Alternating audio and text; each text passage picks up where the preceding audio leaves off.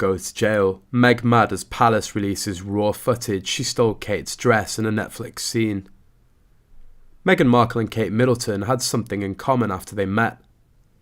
In the wake of the drama surrounding the Sussexes' new Netflix docuseries Harry and Meghan, Diane von Furtensberg took to Instagram to remind people that the two royals aren't so different after all.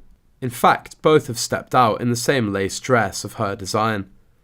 Middleton was the first to wear the look. She chose a floor-length black version of the style, pulling her hair back into a loose bun and accessorizing with diamond hoop earrings for the royal variety performance at the Palladium Theatre in London.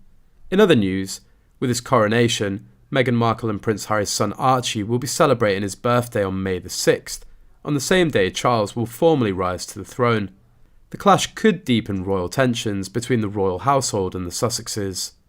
Earlier this year, Buckingham Palace announced the coronation date but didn't offer further details as to why it was picked. The monarch will be crowned at Westminster Abbey alongside his wife Queen Consort Camilla at an event likely to bring together all members of the royal family, world leaders, state dignitaries and other religious figures.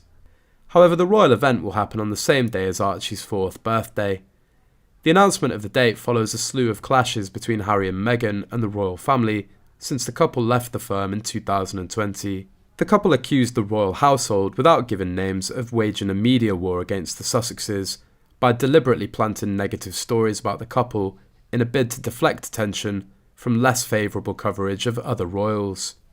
Jenny Afia, who's a partner at Schilling's law firm in London, said in the Netflix docuseries, "There was a real kind of war against Meghan, and I've certainly seen evidence that there was negative briefing from the palace against Harry and Meghan to suit other people's agendas.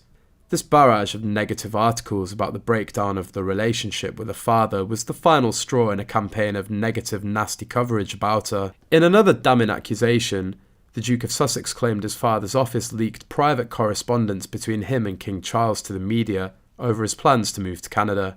He said, "The key piece of that story that made me aware that the contents of the letter between me and my father had been leaked was that we were willing to relinquish our Sussex titles. That was the giveaway." Prince Harry also said his brother Prince William screamed and shouted at him at a crisis summit in January 2020 at Sandringham in front of the Queen. His wife Meghan had deliberately not been invited to the gathering, at which the couple's plans to step back from royal duties was to be discussed, Harry claimed. "It was very terrifying to have my brother scream and shout at me and my father say things that just simply weren't true, and my grandmother quietly sit there and take it all in," he added. In an interview with US talk show host Oprah Winfrey, Prince Harry said he felt really let down by Charles, claimed he'd stopped taking his calls in the run-up to the Megxit crisis, and said there was a lot of pain. He later blasted Charles's role as a father, criticising him for expecting his sons to endure the pressures of royal life, and suggesting his parenting left him with genetic pain and suffering. It remains unclear whether the feud will affect his son Archie, who's not yet inherited the title of Prince, which he should have technically got after the Queen's death. The Sussexes' daughter Lilibet has not yet been given a princess title.